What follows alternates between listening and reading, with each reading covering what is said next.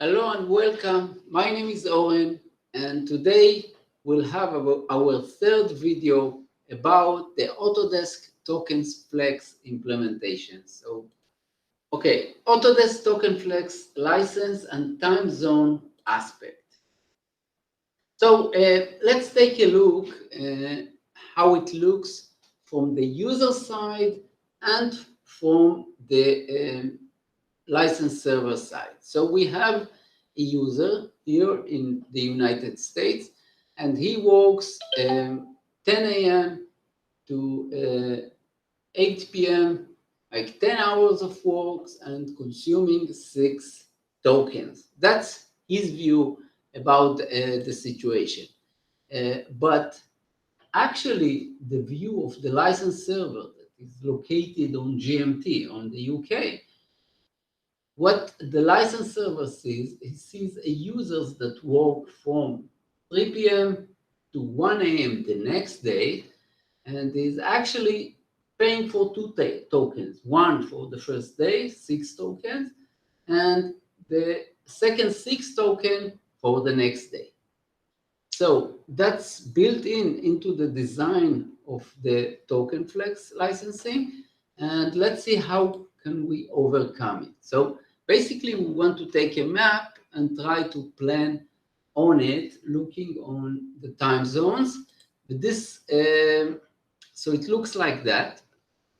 We have a license server here in EST time zone, and we want to check how it works for a Norway user, a user from India, Calcutta, and a user from Australia, Melbourne.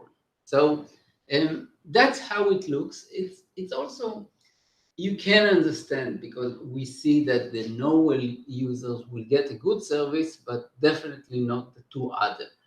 But I think that a better view for design is this one. So what I did, I used a website. It's called the Time and Cloud, Time and Date. I'm using it to set meeting between time zone, and it's very convenient. So I actually added the time zone for the license manager, time zone for Calcutta, for Oslo, and for Melbourne. And now I can look on the data. So this is the license server time zone. So we see from midnight till midnight. That's 24 hours. That's the view of the license manager. Now we go to Calcutta and we see that a user that might come in at 7:30 or 8 o'clock will definitely pay two licenses for the same day. So that's a problem. It doesn't work for the Calcutta user. Let's check the user in Oslo. So we see that if you come in after 6 o'clock, you can definitely be charged for one license, for one set of tokens for the day. So this is definitely working. If you look on the Melbourne user, that's definitely not working. So you just need to look on the green areas. Note that if your users are working different shifts, you need to adjust to that.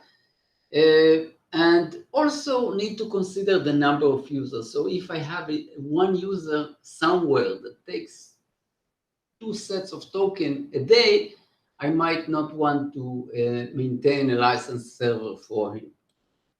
I want to find the optimal place, but definitely not keep a license server for everyone. So now, as a summary,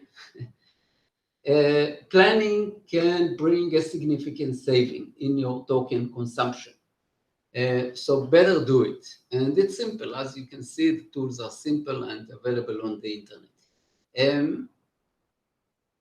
Everything is dynamic in every organization. So I advise you to constantly monitoring. Without monitoring, it will change, and you might find after a very long time that you're consuming too many tokens and might be too late.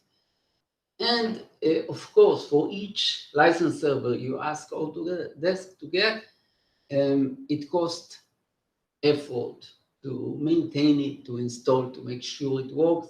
So take that into account. I wouldn't do it for maybe for one user. So you need to do your math. Thank you very much for joining in today. Tomorrow we will continue this series about the token flex licenses for Autodesk. I'm looking forward to meeting you again tomorrow.